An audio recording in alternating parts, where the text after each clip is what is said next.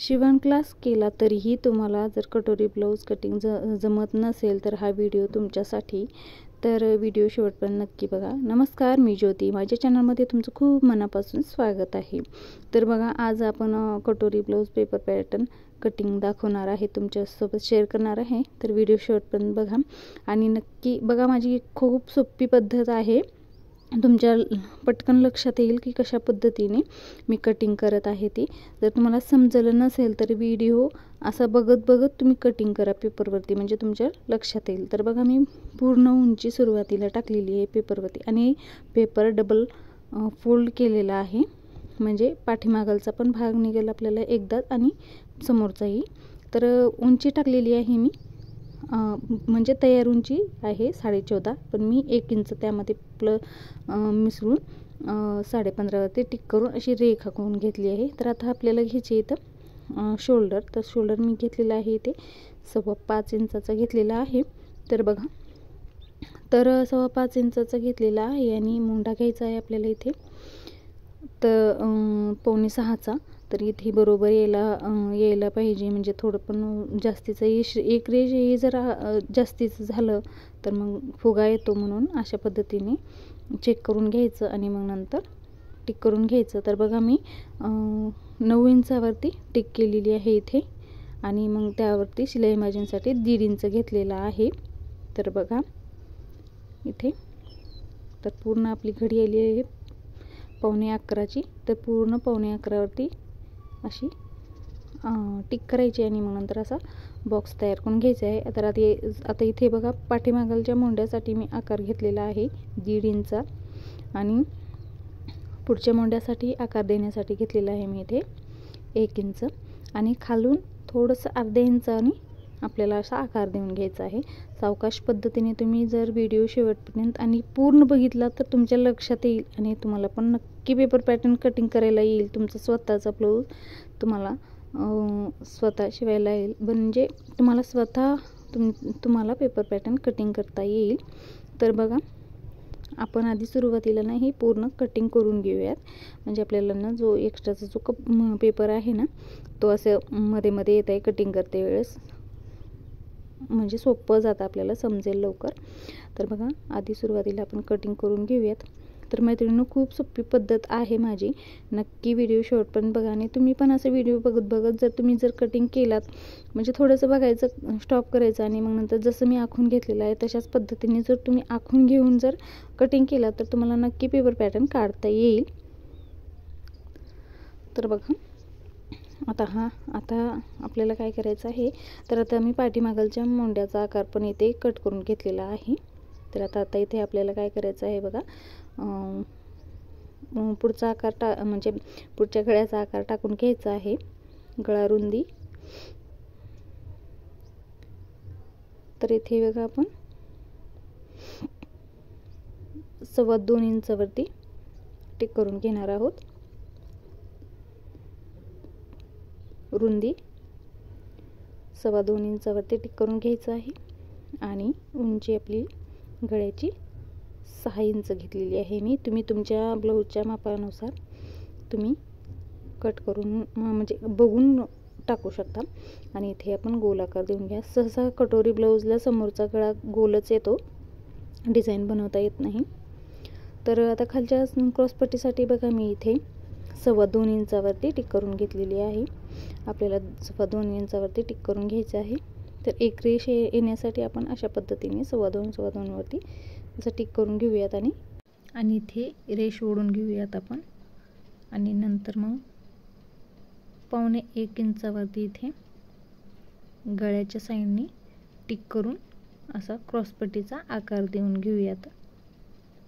ही क्रॉसपट्टी निघते आपली इथे।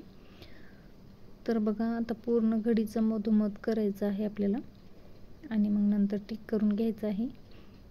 तर इथं 5.5 आलेलं आहे, तर असं या 5.5 असं पण उभ्या रेष आखून घ्यायची आहे आपल्याला, जिथे 5.5 इंच आला आहे तिथे, आणि गळ्याच्या साईडने तिथून 1.25 इंचावरती टिक करून घ्यायची आणि अशी तिरकसे रेष आखून घ्यायची आहे।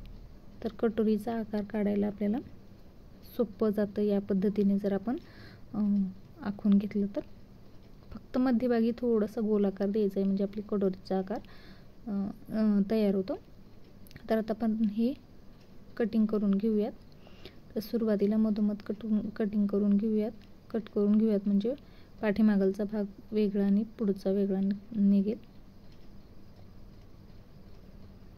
तर एकदम सावकाश पद्धतीने मी तुम्हाला व्हिडिओमध्ये दाखवत आहे मैत्रिणींनो, तर तुम्हाला नक्कीच समजेल. आता इथे आपण क्रॉसपट्टी कट करून घेऊयात आणि जसं जसं आपण आखून घेतलेलं आहे ते तसं कटिंग करून घ्यायचं आहे. आपल्याला नंतर फक्त कटोरी आणि क्रॉसपट्टी वाढवून घ्यायची आहे, बाकीच कोणतंही वाढवायचं नाही आहे. आणि इथे पुढच्या आकारासाठी पण कट करून घ्यायचं आहे आठवणीनं. आणि जर समजा तुम्हाला कधी कधी ना इथे मोंड्याच्या आकारामध्ये ना इथे फुगा येत नाही, पण असं इथं गळ्याच्या साईडने थोडंसं असं वरती येतं, त्यासाठी थोडासा आकार देऊन आतमधून आकार घेऊन थोडंसं कट करून घेऊयात, म्हणजे चुन्या येत नाही, फुगा येत नाही कुठेही. अशा पद्धतीने जर आपण कटिंग केलं तर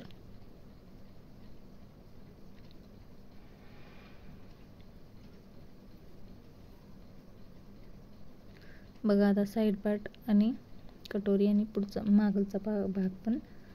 तर आता मागलच्या पाठीमागलच्या भागाला आपण गळ्याचा आकार देऊन घेऊयात अगोदर सुरुवातीला. तर इथं गळ्याला इथं मी 2.25 इंचावरती टिक करून घेतलेली आहे.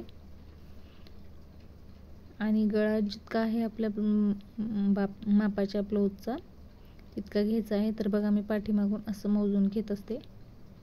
अर्धा इंच खालच्या साईडने सोडायचं शिलाई मार्जिन आणि मग नंतर टिक करून घ्यायची. आणि इथे तुम्ही 2.25 2.5 घेऊ शकता. खूप जास्त पसरट घेतलात तर मग शोल्डर उतरतो. टक्स टाकल्यानंतर पण शोल्डर उतरतं, त्यासाठी थोडंसं पसरट घेण्यापेक्षा थोडंसं निमुळतच घ्यायचं. आता इथे कट करून घेऊयात.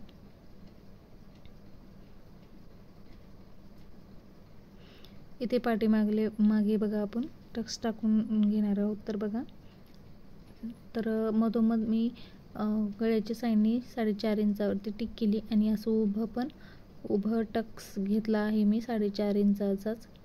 आणि इकडे अर्धा आणि इकडे अर्धा इंच घेऊन हे बघा असं आपण आकार देऊन घेऊयात. हे आपलं टक्स झालेलं आहे.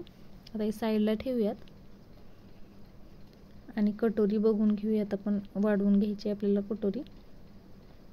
तर कटोरीला पेपर थोडासा मोठा लागतो, तर इथे आपण क्रॉसपट्टी काढून घेऊयात.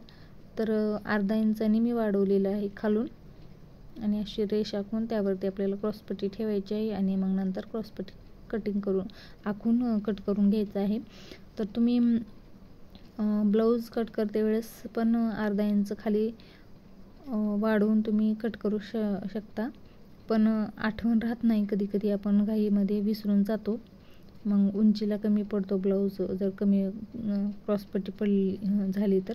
त्यासाठी पेपर कट करून ठेवायचा आणि जी छोटी जी क्रॉसपट्टी आहे ती टाकून द्यायची. तर बघा आता हे 3 झालेले आहेत. आता आपण कटोरी वाढून घेऊयात दुसऱ्या पेपरवरती. तर मी बघा दुसरा पेपर घेतलेला आहे आणि जसेच तसं ठेवायचं आहे आपल्याला.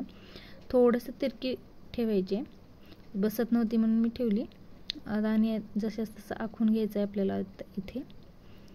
आणि मग आखून घेऊन आपल्याला फक्त 3 साईडने 1.5 इंचांनी वाढून घ्यायचे. खूप सोपी पद्धत आहे मित्रांनो, तुम्ही लक्ष देऊन बघितलात तर तुम्हाला नक्की समजेल. पण या साईडने 1.5 इंच आणि याचा मध्य काढायचा आणि टिक करायची आणि खालच्या साईडने पण आपल्याला 1.5 इंचावरती टिक करायची आहे. बस आता या साईडने आणि या साईडने हे तिन्ही पॉईंट आपले जोडून घ्यायचे आहेत. आणि इथे अर्धा इंच हुकलूकपट्टीच्या साईडने आणि इथे आपल्याला शिलाई मार्जिनसाठी अर्धा इंचाने अशा प्रकारे आपण आकार देऊन कटोरीचा आकार देऊन घेऊयात आणि कट करून घेऊयात. खूप सोपी पद्धत आहे, तुम्ही पण नक्की ट्राय करा. आणि बघा कमी वेळेमध्ये आपलं पेपर पॅटर्न कटिंग होतं. तुम्हाला बार बार कटिंग करणं होत नसेल तर एकदा कटिंग करून म्हणजे ज्याचं मापाचं ब्लाऊज आहे त्याचं नाव वरती टाकून ठेवलात तरी तुम्हाला जमेल. आणि कटोरीचा टक्स पण टाकल्यानंतर खूप छान पफ येतो. नक्की या पद्धतीने तुम्ही पेपर पॅटर्न कटिंग करून बघा. तुमचा ब्लाऊज एक नंबर परफेक्ट बसतो, फिटिंगलाही खूप छान पद्धतीने बसतो. तर माझी कटिंग करण्याची पद्धत जर तुम्हाला आवडली असेल तर नक्की लाईक करा, शेअर करा आणि चॅनलला सबस्क्राईब करायला विसरू नका. बेल आयकॉनलाही क्लिक करा म्हणजे माझ्या येणाऱ्या व्हिडिओचे नोटिफिकेशन तुम्हाला मिळेल. तर वेळात वेळ काढून माझा पूर्ण व्हिडिओ बघितल्याबद्दल धन्यवाद. तर पुन्हा भेटूया आणखीन एका अशा छानशा व्हिडिओमध्ये. तोपर्यंत सर्वांना श्री स्वामी समर्थ.